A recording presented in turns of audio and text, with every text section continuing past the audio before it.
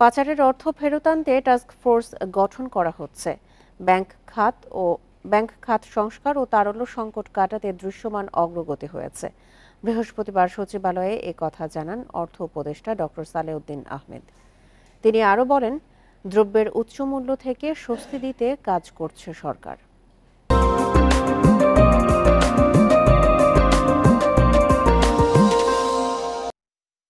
দেশ থেকে বছরে গড়ে ৮০,০০০ কোটি টাকা পাচার হয়েছে, যার প্রভাবে সামগ্রিক অর্থনীতি মারাত্মক ক্ষতির মধ্যে পড়েছে। এ তথ্য মার্কিন গবেষণা প্রতিষ্ঠান গ্লোবাল ফাইন্যান্সিয়াল ইন্টিগ্রিটির GFI এর।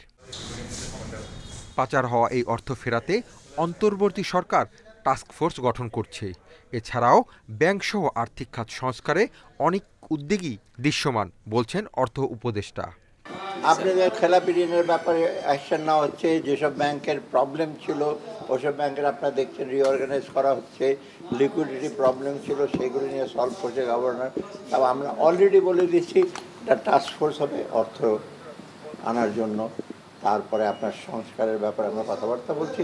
আলু আমদানির শুল্ক 25 ভাগ থেকে কমিয়ে 7 ভাগ করা হয়েছে, আর পেঁয়াজ আমদানিতে 5 ভাগ শুল্ক তুলে নেওয়া হয়েছে।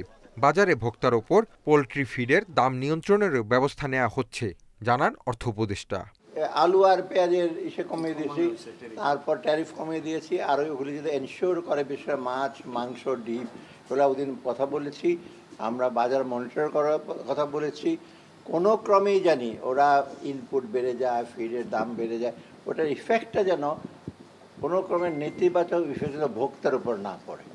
তিনি বলেন, নানা সমীকরণের কারণে বাজারে পণ্যের দাম বেড়েছে, এগুলো দ্রুতই কমানো যাবে না, সময় লাগবে। না, এখন হাসিব মাহমুদ শাহ, ইন্ডিপেন্ডেন্ট নিউজ, ঢাকা।